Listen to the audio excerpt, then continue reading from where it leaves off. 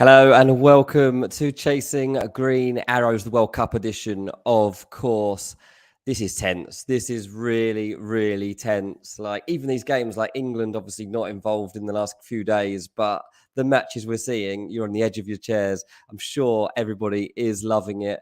From a fantasy point of view, it's going okay, isn't it? The app probably ruining it slightly for us all, but I'm just about managing to stay engaged. I hope you all are as well. I'm going to be joined by our special guest in a bit. So as soon as he arrives, he'll jump straight in and we'll be able to crack on. But we'll start just by glossing over really what we've seen in the last couple of days. And the breaking news, obviously, is that Portugal and South Korea are through. Uruguay crash out along with Ghana, which is a bit of a shame.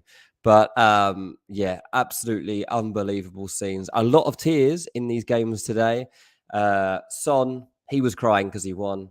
Suarez, he was crying for about 20 minutes because he lost, like well before the end. And there was a bit of a tantrum too from Cristiano Ronaldo because he got subbed. So we'll be talking about that later on too with our guest and whether Ronaldo really should be looked at as an asset at all in this game anymore. You probably thought that he was an asset in World Cup fantasy terms, given that he was going to be the striker playing every game for Portugal, one of the teams expected to do well in this tournament. But actually, it just hasn't happened for Cristiano Ronaldo so far. One goal, it was a penalty. He tried to claim another. It was never really going to happen. They've got technology these days. Not sure he knew about that. We're going to go into fresh off the press, and we're going to really talk a bit more depth now about what we've actually seen.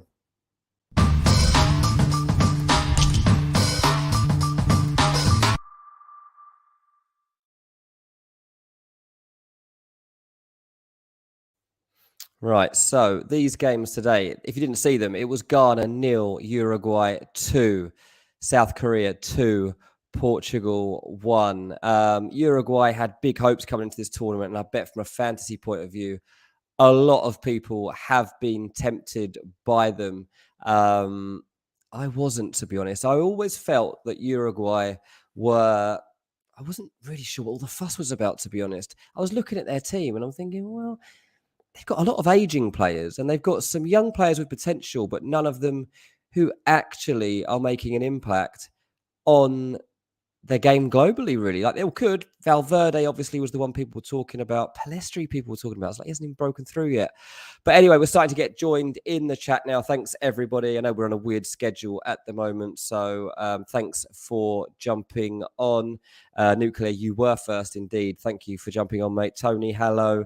CH, you're always here, mate. Thank you. Make sure we get those likes later on. Nuclear says, South Korea, what a comeback from last place to beating Portugal to qualify for the round of 16. Yeah, I don't think there was great hopes in the country coming into this game. I know a couple of people support the team and they were like, yeah, a bit pessimistic, really. So it'd be a massive, massive day for them to have actually made it out of that group, a really tough group too. So a real shock result, really. I mean, Portugal looked like they might become the first team to make it 3 wins out of 3. Nobody's done it yet. Will Brazil do it tonight? Brazil play Cameroon straight on the back of this show. And they are the only team that now have the possibility to have a 100% record in the group stages of the World Cup. At the moment, the best team with the best record, England. We've got 7 points and we have the best goal difference. So anyone that was trying to make fun of us, we're not having it. England are the best team at the World Cup so far. That is official. Marcus Rashford, top goal scorer. Harry Kane has got the most assists. We've got no yellow cards. We've got the most points. We've got the best goal difference. So watch out, world. Football's coming home. We are joined by our special guest now. I'm sure you all knew who was coming because he put in such a brilliant performance the other day. It's big man Bakar. Thanks for coming back, mate. Really appreciate it. Have you managed to see the games today, or where are we at right now? You're on mute, by the way, mate. Just want to jump off mute.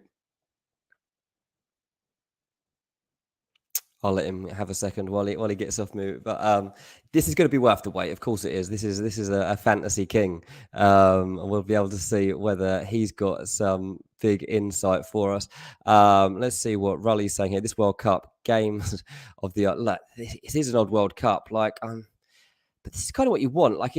Coming into it, you look at it and it looks predictable. It's never predictable. Things never turn out as you expect. And Japan are the team to look out for. They are the Leicester City of the World Cup. Japan are wearing Leicester City colours. Japan were 500 to 1 shots to win the World Cup, same as Leicester were.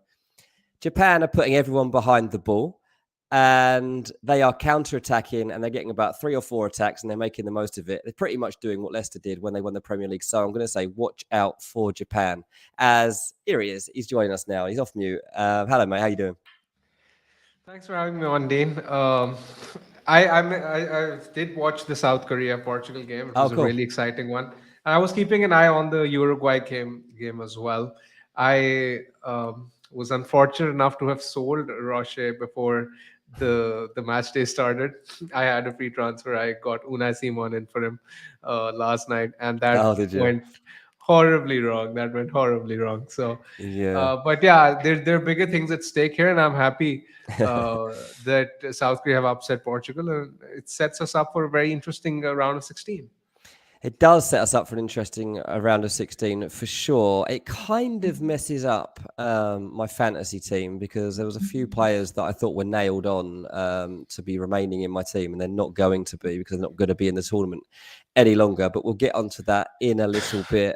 Just going back to that Japan game. I mean, I'm not sure this can be a real tactic for Japan. I mean, they had like 25% possession against Germany and beat them 2-1. In the first half against Spain, they had 12% possession. I think it went up to something like 17, 18, and they win the game. I'm Yeah. sorry, but I understand you might want to play on the counter attack. You might want to sit back and take your chances, but that seems like extreme hope in making sure that those 2 or 3 chances you get actually count. Again, you're absolutely right. This seems to be their game plan. I mean, knowing Japan and reading about them, I found this to be a common trend that in the first hour, let's say the first hour or so, they tend to sit back, drop deep, and they absorb the pressure. And when it's interesting to note that he doesn't really start Minamino either, and he brings him on later for fresh legs, and then he's hoping that if they're in the game, they're even if they're like a goal behind, they can get a result that way, and it's working so far. It's a dangerous tactic, but it seems to be working. Yeah, it does seem to be working. So absolute full credit to them. And I've absolutely no problem with them if that is what they want to do. They've just won the group. Unbelievable that Spain ended up with 4 points. Did not see that happening after the first performance that we've seen. Nuclear's hit back at me. He said, England, best team at the World Cup. Let's see if you can win anything with that. Brazil can match your ambitions. I'm just stating facts, Nuclear. While the going is good, before the Brazil game kicks off, I just wanted to point out that so far, the stats don't lie. England are the best team at the World Cup. Simple as that. Doesn't mean we're going to win it. Probably not. But we got to enjoy these moments when we can say football's coming home, because we enjoy saying it because it winds a lot of people up, basically. Tony said his wife is a rookie and she's at 7,000 in fantasy and he's 500,000. That might sum up the game. It might just be that she's got a better app connection than you. It might just be that she's taken a few punts that have paid off. This game is driving me round the bend. Before the France match, I was trying to make Mbappe captain. I think I was trying to do. I had Hakpo as captain. He got 12 points. I think I tried to switch it to Mbappe. Anyway, something like that. Whatever I was trying to do at the time, it didn't work. Not only was the app not working properly, it would not recognize my login. So I spent the entire day. I know it was the right login and password because my phone recognizes it. My phone set it up. It's nothing I'm typing in. It's saved. And it just kept coming up with a blank team for an entire day. So I got off with it in the end. I got away with it When, because when did this happen? that was on what day were we on? Let me have a quick look. It was like Wednesday? Yeah, Wednesday. The game did crash on the day Mbappe was Oh, benched. did it? I don't. Oh, Yeah, it yeah, that did. was the It day did. then. Yeah, that was the day. Yeah, it did. And Okay. we're sort of used to it. It's just preparing us for the wrath that we'll face when FPL is back, messing with the servers and all. Do you know what? I went and looked at my FPL team this morning just to familiarize myself and think like, hang on, where were we at? And I was looking at my team and I'm like, I've forgotten these players exist. I was like, Gabriel, Robertson, Kulusevski, Almiron, Haaland. I can't wait to get reunited with these guys. I can't wait a couple more weeks and I can get to know my Exactly. team again. Exactly. Double game weeks as well. So should be a Yeah. lot of fun. Looking But for forward to it. now, yeah, exactly. But we'll drag this out a little longer with the World Cup. We'll keep going with this game because it is filling for some hours in between the matches for us. Nuclear says he took a -6 hit to bring Militao and Valverde for Alba and Bruno. The gap is closed, so the hits don't have too big of a consequence. That's true. I'll tell you what, just to talk about FPL for 1 second, I'm interested in your take on this. I saw a debate earlier. I can't remember. It might have been on Twitter. It might have been elsewhere. A lot of people talking about now in FPL, now that Ronaldo has gone from Man United, does Bruno become a better asset for Man United in FPL? And it was something I hadn't really thought about because we haven't really had to think about it yet because the World Cup's been going since Ronaldo left Man United. But I was like, oh, yeah, that is actually a good point because a lot of the conversation has been that Bruno hasn't been performing because Ronaldo's been around. What do you reckon? There's definitely a case to be had because when you see when Bruno came to the Premier League, there was no Ronaldo, and he took to the Premier League like a like incredibly well. I remember there was a time when he was like one of the best premium players to have after Mo Salah. Yeah, And as soon as Ronaldo came, he lost penalties, and it coincided with the loss in form. And even last season, I remember there was a spell when Ronaldo was out and Bruno was playing, and he was doing really well. So I can see a lot of sense in that argument. Having said that, it's important to realize that Bruno is at a premium price this season, and the likes of Martial, Rashford are much cheaper. So yeah. there's that argument to be had when Rashford's like around 6.57 million. Will you really invest the extra 2.53 million in Bruno? That's the big question mark. Yeah. It's similar to the De Bruyne versus Foden debate that we have at Man City. hmm Yeah, that's a fair point. Absolutely that. Right. We'll go back to the World Cup now. We're going to get the results coming up on the screen in a second so that we can just recap exactly where we're at. Obviously, 2 matches left of the group stages. Tonight, Serbia play Switzerland. Big game, that one. And Cameroon, Brazil, as I say, Brazil aiming to get a full sweep and go through with the 9 points. It's been an interesting few days. I do want to speak to you about Messi. Argentina won 2-0. Messi had a penalty saved. You were very adamant about having Messi in your team last time, saying it's impossible to avoid Messi in your fantasy team when you've got the Yep. opportunity to do that. I haven't got Messi in my team. And now I'm probably even less likely to. I mean, I know they've got Australia next. I don't think that game is as straightforward as it looks on paper. I really don't. I I I like what Australia are I, doing I at this World Cup, and I don't think Argentina are that good. I personally beg to differ. I think this game is probably the easiest to have the World Cup and in World Cup fantasy. We have unlimited transfers right now, so I'll probably have for Argentina. This is the game I'm banking on because I just don't see anything other than an Argentina victory. Australia have been nice, but I mean, you look at their performance against a superior team like France. France battered them. They got thoroughly outplayed. So I don't think they have enough in them to beat Argentina, especially. I think that Argentina will win the game. I do think they'll win the game. I just think that the way that Australia play, I think that the determination that they have and the way that their manager sets them up means that they're not anything like a walkover so far. They lost the first game 4-1 to France after going 1-0 up. Like for a lot of teams, a setback like that would kill you. Like mentally, like it'd be very hard to come back. And they've come back and they've won against Tunisia and they've beaten Denmark. Like that is very difficult to do, especially for a team like Australia who have, limited personnel that are able to change a game. And I honestly believe that there is a good chance we get to half time in this Argentina game and it's goalless. I can see it happening. Look, of course I could be wrong here. Of course I could be, but I'm not going for four Argentina players. I'm not. I'm going to have one or two, but I'm not going for it. I'm not backing them because they're getting better, but I don't think they're going to win the World Cup at all. Like if England were to play Argentina right now, I wouldn't be that worried.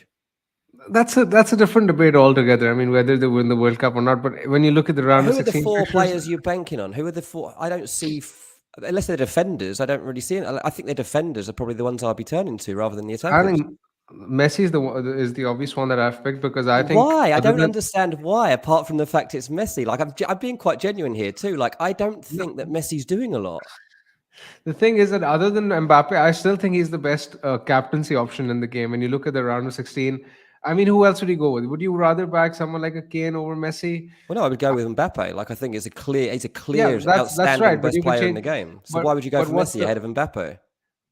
I won't. But there's Oh, you I should thought you have a said you were. backup, right? Sorry, I thought you said you were. No, I'll go with both of them. That's what I'm saying. I think that Oh, those two are the best captaincy options in the game. And when you look at, I don't personally think they're going to concede. I'm going to go with Martinez. Otamendi is the most nailed defender, yeah, so I'm going to go with Otamendi as well. yeah. My fourth player is likely to be DePaul, who's just 5 million, so he's an enabler Is he who allows five? me to. Yeah, yeah, So he yeah. That's allows me to fair. afford the rest of the squad. Yeah. Yeah, I think the defenders is fine. Like I've got no problem with that actually, because actually, and the one thing I'd say Argentina got going for them, like it's an age old debate, but people say World Cups, European Championships, whatever major tournament is won on the base of having a good defense. And I have to say, Argentina do have a good defense. They do, and that they having that structure that they've got is pretty solid. And it's difficult to see Australia scoring. Like I will say that I think they'll put up more of a fight than people are expecting, but I don't necessarily think they're going to score. So if you are looking at Argentina assets, then possibly go that way. Nucleus says that Argentina is still very light on Messi. The only other attacker that piques my interest is Julian Alvarez. From midfield, it's Fernandez over Di Maria. I mean, Fernandez, isn't he more of a DM, isn't he? Like, I'm not sure I would be going at that. From defense, Acuna is the one to go for. He gets Acuna is hanging near very the good, penalty.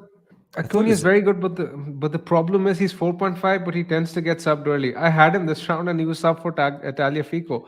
And you notice this is a common trend with both the left back and the right back, with Montiel and Molina as well. This seems to be happening in the first three games. So even though the full backs are cheaper, I still think it's better to go with Otamendi because of the fact that he's more nailed to play 60 and above minutes. Yeah, I think Acuna put in one of the worst World Cup performances I've seen so far in that last game against Poland. So I think that's maybe why he got subbed in that one. But right, I was interested. I'm glad we've got your views on Messi because I know you're a staunch Messi fan, and I absolutely wanted to hear your defense because I'm so against him. Not as against him as I am against Ronaldo. Now, I haven't checked out to see how many people still own Ronaldo. I'm guessing it's similar to the amount that own Messi, just because people are going to go one way or the other. I'm going neither. Ronaldo has played 3 games. He scored 1 goal. It was a penalty. It's the same old thing, isn't it? It's the same old Ronaldo that we saw at Man United. You're absolutely right. He's looking absolutely horrendous, and just to sort of make things clear, I know there's no concept of effective ownership in this game, but um, no, looking at a lot of teams, I can assure you that Messi is significantly higher owned than Ronaldo, and I Is he? don't really see. Yeah, Ronaldo is in very limited teams in this World Cup, and I doubt he'll be in a lot of teams come the round of 16 as well. There's It's simply too interesting, many yeah. better options around. You look at the strikers. I mean, I wish I had 5 or 6 slots. There's Messi, Mbappe, Giroud, Julian Alvarez, Lautaro Martinez, Richarlison. Yeah. I mean, we're spoiled for choice. Yeah, I just thought, there are Ronaldo diehard fans out there that are going to pick him no matter what. So that I was just under the impression there will be enough Ronaldo fans in the world that are just going to stick by him no matter what. But maybe they're not. Maybe the whole world is turning on Ronaldo as they possibly should be after that ridiculous claim of a goal that never was. Still can't get my head around that. Like, what is he doing? Neither did he. Yeah, literally couldn't get his head around that. Anything else, mate, that stood out to you since the last time we spoke? Is there any players that have particularly caught your eye since the last batch of games? I thought Germany personally were very unlucky not to hold a big I time. I agree. mean, Yeah, you look at their XG. They had an XG of 6, nearly I think they 6, had a good and World Cup. I think they've had a I decent World Cup. I'm not even joking. I had Musiala in my team and Yeah, Sane as well, especially Musiala. I kid you not, I've never seen better stats from someone who's blanked. Like his in numbers were insane in that game. He had like 4 big chances or 5 big chances from almost and got no returns. That was insane. I mean, I just couldn't get my head around it. Other than that, it was fairly straightforward. England, Netherlands doing as we expected them to. Belgium were poor again. Uh, very. Lukaku in particular looked very, very rusty. As you would Um, expect, as someone who hasn't played football this season.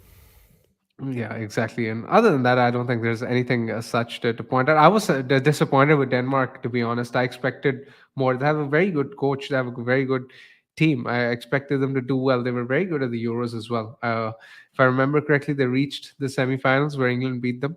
Hmm. So this was a game where I was expecting them to do well in, but they were my biggest disappointment this World Cup with Denmark. Yeah, I mean, definitely an argument to be had. I mean, Denmark, Uruguay, Germany, three nations. I guess Belgium too. The four that are a surprise. But I agree. Like everybody's just trusted Denmark probably even more than those other three teams, and they have completely underperformed. And it's been a really, really strange tournament for them. I saw a comment there about Hakim Ziyech. Absolutely gifted a goal, obviously, in that game against Canada. There's no way back from that, and it's an absolute gift just ahead of Christmas, which good timing. But I'm not complaining. I owned him. I owned him. I'm not I did complaining. too. I did too. So I felt bad for Canada. I genuinely feel like Canada did pretty well at this World Cup. Like I feel like they were hard done by. When you look at the table, and historically, it's going to read terribly. But their performances were actually okay, and considering they've been missing for so long, I think they can take a lot from this tournament. And then They obviously got they deserve to win against Belgium. I mean, that was a robbery, daylight robbery, the way Belgium won that game. They shouldn't have won it. That should have been a comfortable win for Canada. They completely yeah, outplayed them. Just one of those unlucky results which went against them. And had they won that game, I think the picture would have been a lot different. yeah. I mean, obviously they'll be one of the hosts at the next tournament, so it bodes well for them. I think they can definitely take some confidence into the next 3.5 years and think that by the time they get to the next World Cup, that they can have optimism and they can actually be in a good place. So I do wish Canada genuinely all the best with that. Poland, however, I'm not particularly pleased to still see in the tournament because I don't think they should be here. There are several teams that are out of the World Cup that are more deserving to still be in the World Cup. But these things happen, right? Is there anyone from Poland that you would be considering at this point? Not even remotely. I don't think. I'm not backing Poland. I expect them to lose comfortably in the round 16. They haven't really impressed me at all. Even in the game against Saudi, Chesney's been saving them. To be very honest, 2 penalty saves. Yeah. Some ridiculous. He's made some ridiculous saves as well, and he was instrumental against Argentina as well. I mean, there were chances for Argentina where he came up trumps, and had they conceded more, they would have been out of the tournament. Yeah, absolutely. Right. People, make sure you are getting questions in, by the way. We are happy to answer as we go along today. What we are going to do next is I'm going to go through the quarterfinal draws. We'll discuss what we're expecting from those fixtures, and then we'll talk about our teams and how we're going to be switching them up. So here is the round of 16 as far as we know so far. Kicks off on Saturday. The first game up, Netherlands against USA, followed by Argentina, Australia. I'm not going to list them all. You can see it for yourself. But that first game, I'm really intrigued by because USA, look, they were in England's group. I watched them closely. I've got a fondness for the US. As half my family's American. And they put in a performance against England. Like they could easily have beaten England in the group stages. And, Netherlands, a very similar proposition to facing England. It wouldn't surprise me if the US could pull off something here. Yeah. It feels a little bit like Pulisic or bust at the moment. They kind of are relying on him to come up with a moment, whether it's an assist or a goal or just something.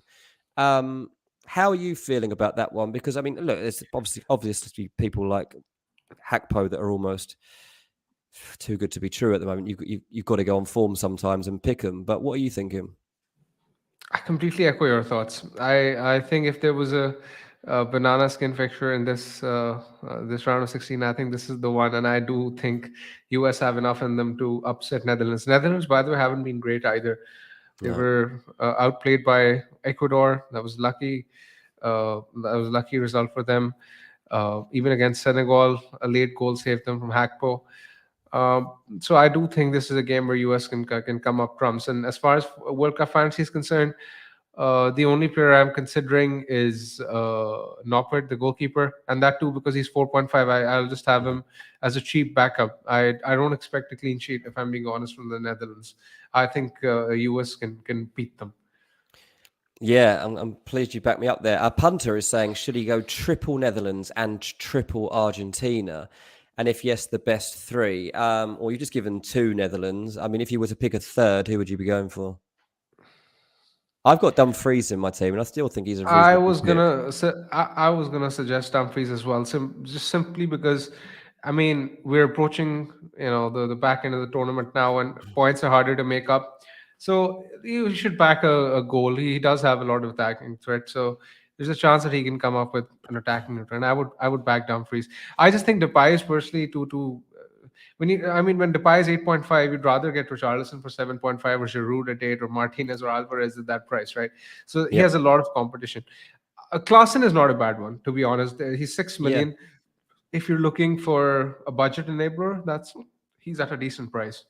Yeah, I agree with that. I think that's a good point. Actually, Klassen is an interesting player from a fantasy point of view. But yeah, just be warned, people. Like Netherlands really are not that good. I mean, Travis is just saying, "Hi guys, have you seen the reports that the Netherlands team have had a flu outbreak?" I actually haven't seen that. No, but that plays even to more into what we're saying here. I mean, that is not good at all ahead of tomorrow's games. So.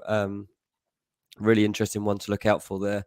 And I'm putting them on upset alert, no doubt about it.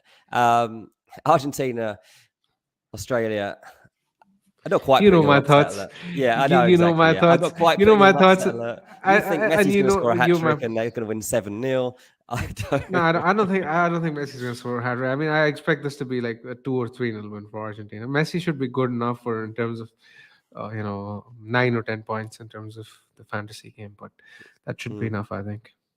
Nuclear says, do you think McAllister's a good shout? He's 7 million. He's not a bad shout. I think it's a decent shout. He's a better shout than Fernandez as he's playing slightly higher up. Agreed. So despite Yeah. despite the fact that he's 7 million as opposed to Fernandez who's 6 million, I would rather go with McAllister. Yeah, I wouldn't go with Fernandez, people. I know midfielders get points for different stuff in Yeah. this game, and that you can pick DMs a bit more than you can in FPL. But Yeah, Dean. According to initial reports that we hear, Di Maria is likely to be dropped, and Messi is likely to play behind Lautaro and Alvarez. So these oh are the wow, initial. Yeah, so this is what is expected. So this is why I like having Alvarez or uh, Martinez as well. There's a good that chance is that one of them can interesting. do well. That Yeah. is interesting. Yeah, I think they should do that. I mean, that is really interesting to hear because I think that would kind of mess Australia up a bit. Actually, with what I was saying there about them getting to half time, I think that wouldn't have probably been what they were planning for up to now. Obviously, if they're hearing that too, then they will now make a new Do you think plan. it's do you think it's tactical purely due to Australia? Tactically, what? Do you think this is a tactical move just because they're playing Australia? The fact that they're Yeah, I going to think two that up will front? be. Yeah, I think that will be. I really do. I think that's going to be Interesting. really more difficult for Australia to comprehend and combat. I think because I feel that there'll be a lot of fluidity between those three, and they'll be able to. One will drop in, one will go in behind, and they'll take it in turns to do so. Give Messi more freedom. I don't know. Yeah, that to me that actually makes Argentina assets a lot more likely in my book. So that's interesting. Right. Looking at Sunday, the biggest day of all, obviously. It's France versus Poland, and then the game that everyone wants to watch, England versus Senegal. France, Poland. France aren't amazing. They haven't been amazing, but they are one of the top 3 teams in the tournament so far. And they have probably the best player at the tournament in Mbappe. Um, And Poland, Poland haven't been great either. Exactly.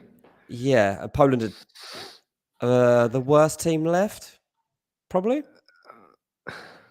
I think they might I be. I, mean, I actually think, like, given the performance levels we've seen, I know they are better. Obvious, like you look at them, they should be better than Australia, for example. But I don't think they actually have been in this World Cup so far. So, if I was to pick like a guaranteed win from all of these fixtures, like France, Poland would be right up there, and I'll certainly have at least 3 French players in my team.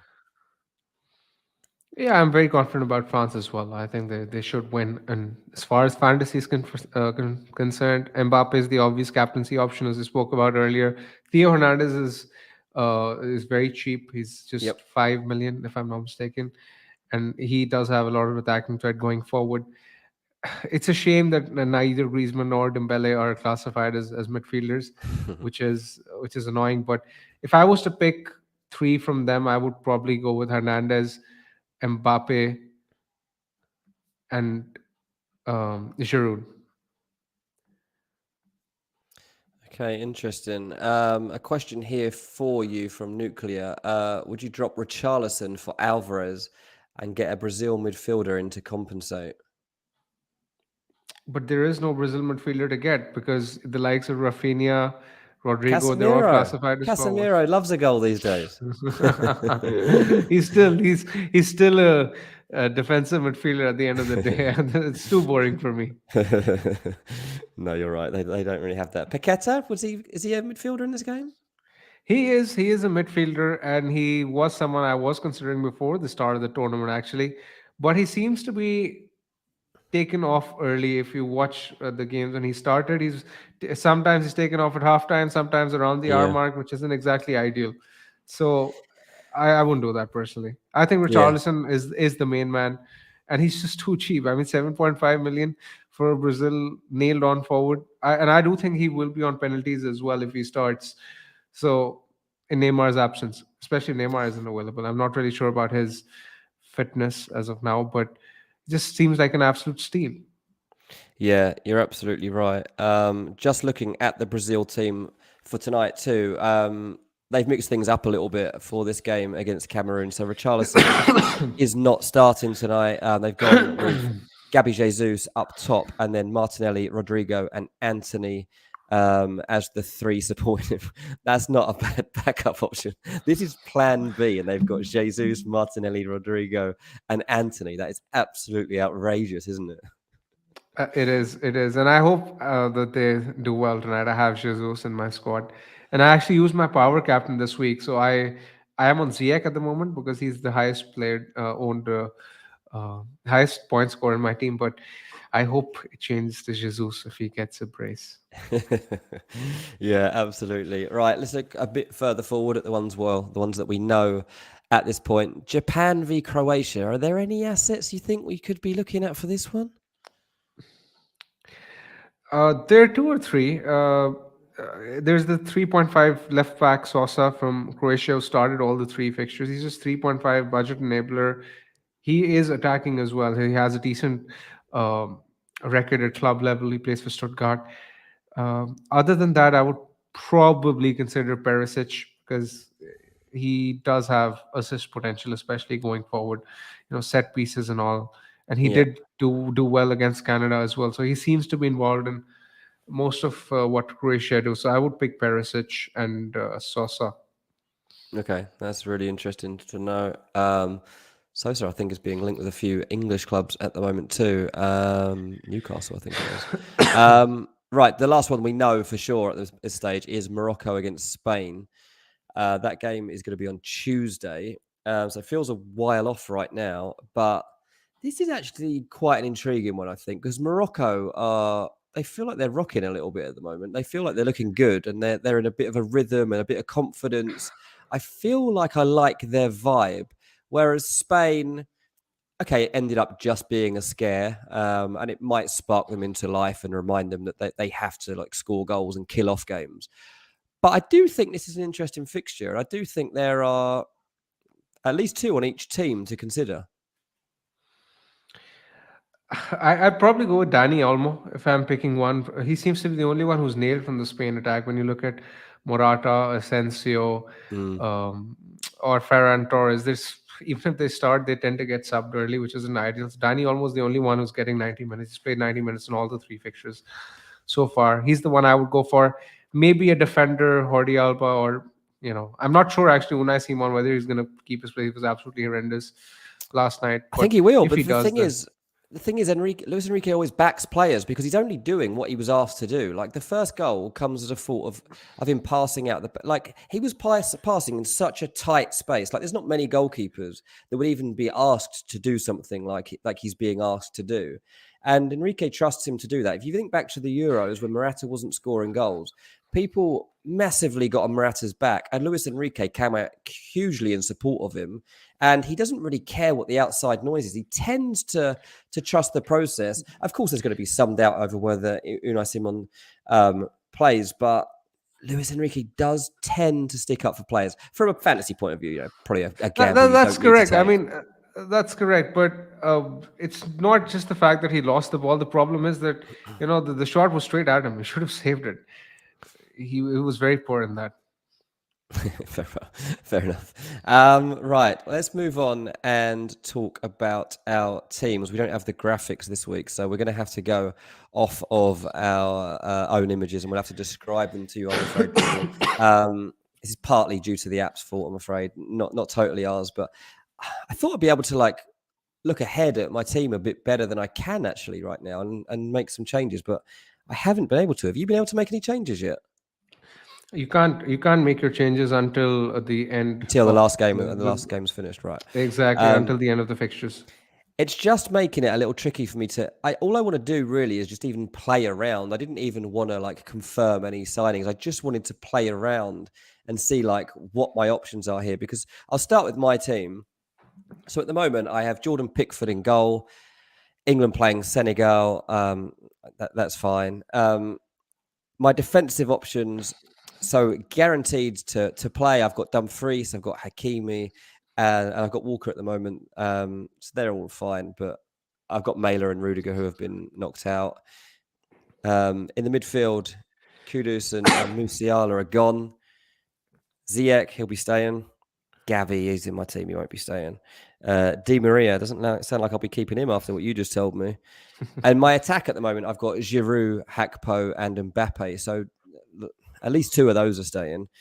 Giroud will have to decide whether I fancy his chances of getting minutes, and because if he does, I do always fancy Giroud to score. I quite like him as an alternative, but obviously we can make transfers and we can mix this up. So let's switch on to you and tell me what kind of changes are you going to be making, and what generally in the game right now, what do you think we should be doing with our teams? Backing those teams which are expected to do well, because we have unlimited transfers in this round, but after this round we only have 4 free transfers. So it's important to back those players who expect to win, because if you sort of overcommit or over rely on teams which are not expected to win, you will have to use those free transfers getting rid of them next week, which isn't ideal. So you've got to ensure that you have a playable squad of 15 in the quarterfinals as well. That's number one. Personally, when you look at my team, as I said earlier, I have Martinez in goal. Noppert is my backup.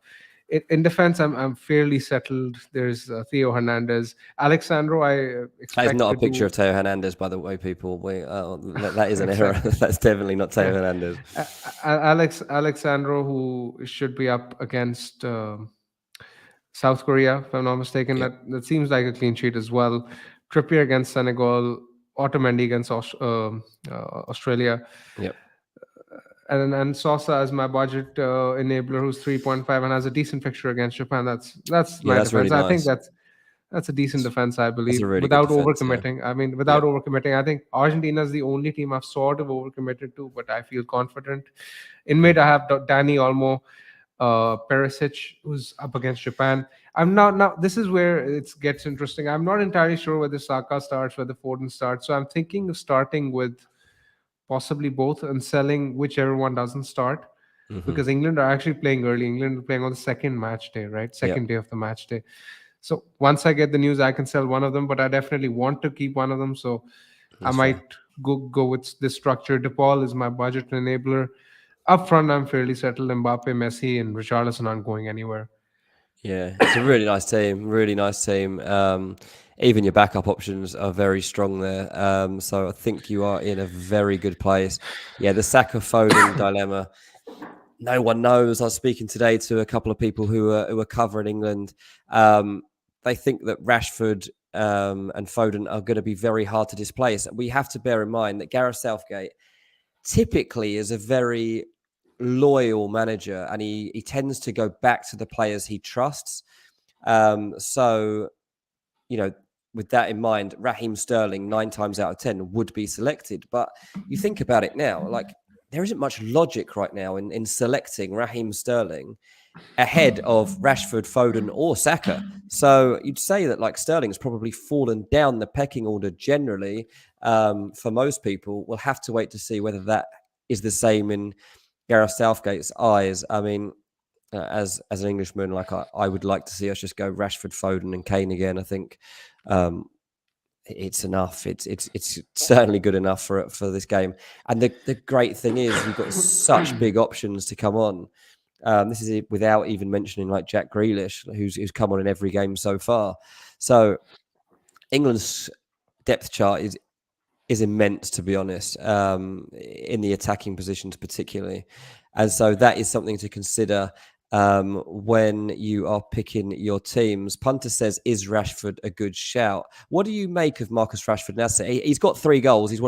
He's joint Golden Boot leading scorer at the moment.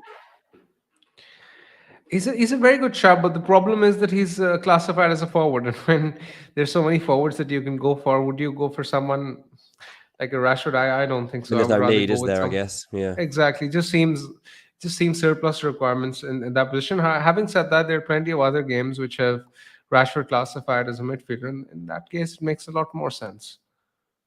Yeah. Do you think that Rashford's going to become if his form continues for England?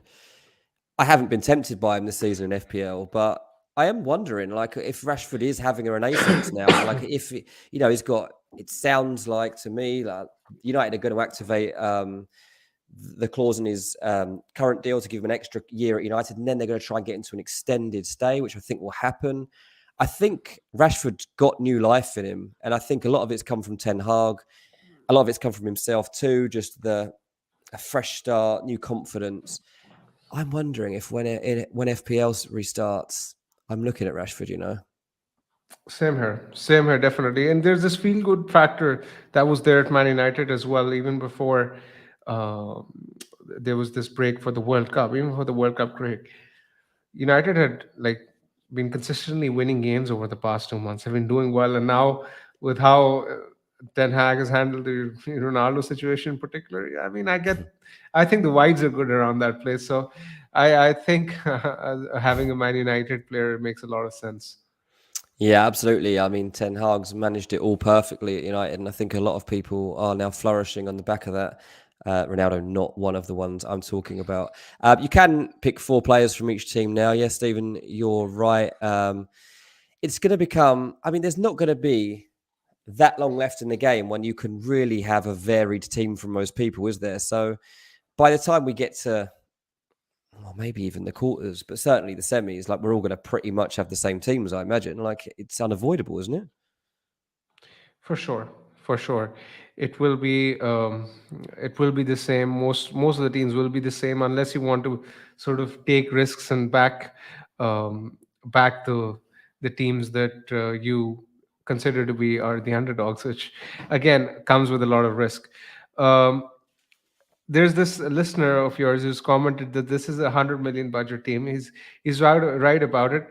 uh, I was actually reading the rules, and there's nothing written regarding whether the budget will be increased to 100 105 as he claims.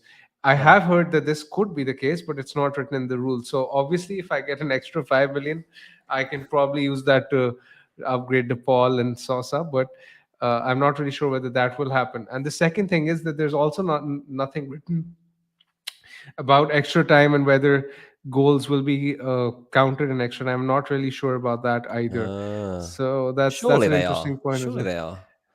They should do. It would make sense if they are, but you never know with this game. You You never never know. know.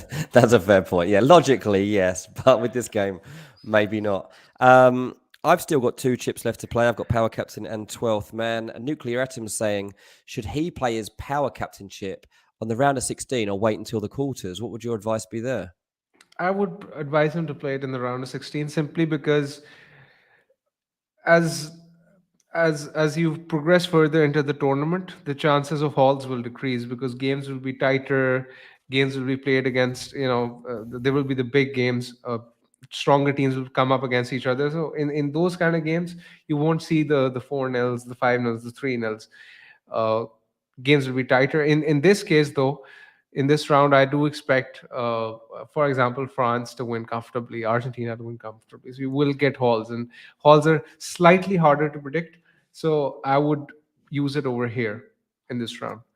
If you had to pick a Power Captain out of Mbappe and Messi, which one would you pick? I would go with Mbappe. Would you? Yes. Interesting. Interesting. You just think he's got more goal He- power, like more the more yeah, chance to get a hat trick or whatever. e- Yeah. exactly. He just seems more explosive, and France are Yeah. playing better than Argentina. So Yeah. yes, I do think that is the case. Yeah, I think it's fair. Yeah, I mean, let's put my Messi agenda aside for 1 second. Like, I'm only messing a little bit when I talk about Messi, and I'm just playing devil's advocate. But yeah, like Mbappe is probably the most dangerous player at this World Cup. Like, Messi's got his own qualities we all know about, but that pace, that power, the the way he's finishing stuff, and he's just so quick as well, getting his shots away. Um, he definitely has the potential to get a hat trick in literally any game, all the way to the final. I mean that as well. Mbappe is different level. Nuclear says in the Champions League fantasy game, they do increase the budget in the knockout stage, and extra time goals doesn't count. The rules are very similar to that game. That's Who nonsense. knows? That's nonsense. Like It's the game it's is the it's game. exactly. I mean, um, it just doesn't make any sense to be very honest with you. Extra Yeah. game goals should definitely count. Yeah, I mean, anyway, it is what it is, as you say. Okay, so that's interesting. We're going to go to the last 5 minutes or so here, so we're all away in time to watch those last fixtures of the group stages. Any questions, get them in now. This is your last chance, your last call, people, to get questions into the expert himself, not to me. You don't want to be asking me at the moment. Although I'm doing all right in this game. My rank is 27,000, and I'm happy with that so far, particularly given I lost today in this week because it was down and I couldn't get in to mess around with my team. So I'll take 27,000 right now. In Twenty-seven the thousand is very good. It's very good. I'm 25th in the Chasing Green Arrows league. The leader has 222 points, which is very good. I'd like to know what rank he is. I don't think he's in the chat today, but he normally is, but I don't think he's here today. But that's a very good score. What's your overall score? I'm currently on 176, and I have Jesus to play. Okay, so you're right. You're right with me. Nice. That's that. Oh, Jesus, you got Jesus up your sleeve. Oh, that's a nice Yeah, one. yeah, I have Jesus. I picked Mbappe this round, but once we got news that he isn't starting, then I sold him for Jesus. See, this is this is why you're good. I wouldn't have even thought about that. Very, very nice move. That Punter says a midfielder you could use as a power captain. Anything that you can think of? In the next round, it's hard to say. I would probably go with uh, Danny Olmo, Phil Yeah. Foden, Phil Foden probably. I think I'd back Foden Would you actually back if he Foden? Yeah. starts. Yeah, I think if he starts, I'd back Foden. Yeah, yeah. But they're slim pickings. I mean, It really is. I was none of thinking like them. Ziyech maybe, but he's got Spain. Like he's not really You going to know, score more than. I'll tell you what the main issue is. The main issue is that, as we've spoken about earlier, the three teams which we're backing to do well: Argentina, Brazil, and France. They don't have any realistic midfielders to consider No. in the game. That's And it. behind That's that, the you've got problem. England, and I don't think they do either, do they? Has anyone? They're Is anyone? flaky. They're flaky, exactly. Yeah, I don't think there's any England midfielders I've considered at all at the moment. Yeah, it's all about the forwards. There's so many appealing forwards, but the midfielders is just like slim pickings. Yeah. Steve is asking, and this is a good question.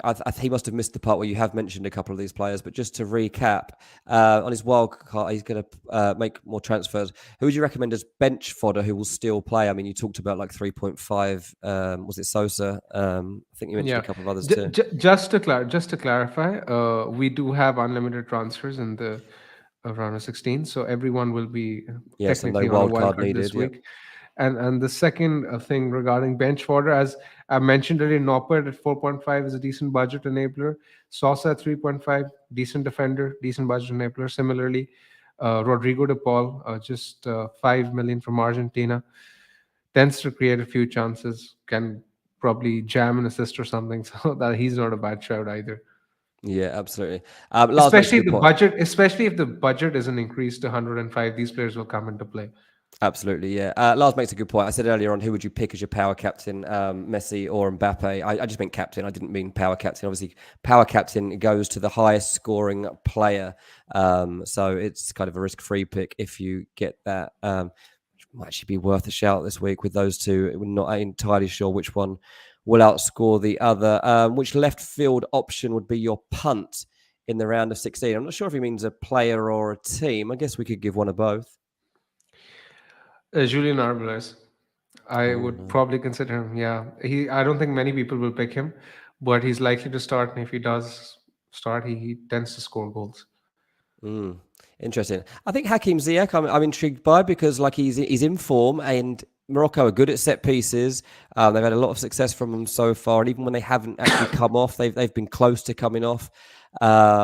Spain's confidence might be rattled a little bit on the back of this performance. Morocco are flying high, so I would consider him in terms of a team I would be looking at to progress surprisingly. As I said at the top of the show, I am putting Netherlands on upset alert. I think that USA might be able to beat them, and that would be a big scalp if it was to That happen. would be my that would be my upset as well. Would it? Yeah, it's the Sergino Dest factor. He chose USA ahead of Netherlands for a reason, and this is what we're going to discover. Sergino Dest is going to go on a wonder run from his Let own me ask home. you this. Let me ask you this, Dean. If you're picking any other fixture apart from this one for an upset, which one would you go for? Now, this is an interesting one. Yeah, if I was to pick any other fixture for an upset, it's not Poland, France. I don't think Australia will have enough. Is Japan an upset to beat Croatia? Or is that the other way around? I don't even know.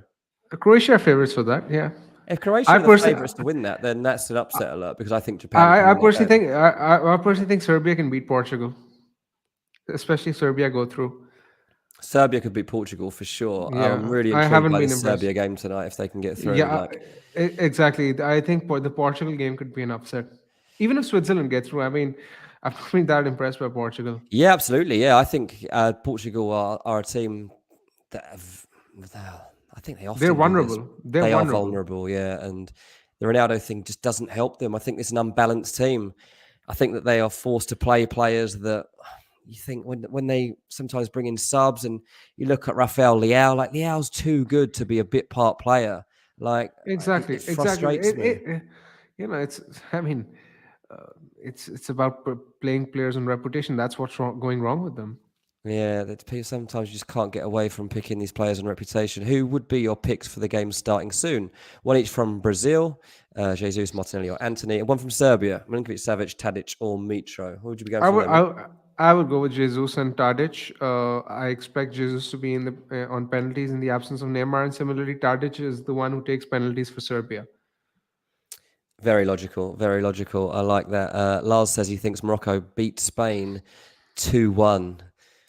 Interesting, interesting. There's definitely going to be another upset somewhere along the line. So who knows where it's going to come from? Nuclear agrees that USA are going to upset the Netherlands. That's going to be a good one. As CH says, don't forget to like the stream. It's the easiest thing you can do to keep the channel going. Thank you, CH, for doing our job for us. We're going to get away now because the games are going to start in the next 3 or 4 minutes, and we all want to make sure we are not missing the last group games of this tournament. It gets tasty from tomorrow. It's knockout football. Sounds like extra time doesn't count from a fantasy point of view, but make sure you do go back for your team. As soon as these games are over tonight, remember to get onto your fantasy team and start making your changes, because you can make as many as you like, and you want to make sure you're in good shape because the games are starting again tomorrow. You need to be ready for that. Big man, thank you so much, mate, for coming on board. It's a Hope you've pleasure. enjoyed Thanks it. for having me, Dean. Thanks for No having me. problem at all. Thank you for everyone that joined us live. Thank you for everyone that's tuning in after the event too. We appreciate you all for supporting us here. This has been Chasing Green Arrows, the World Cup edition. We'll see you all after the weekend.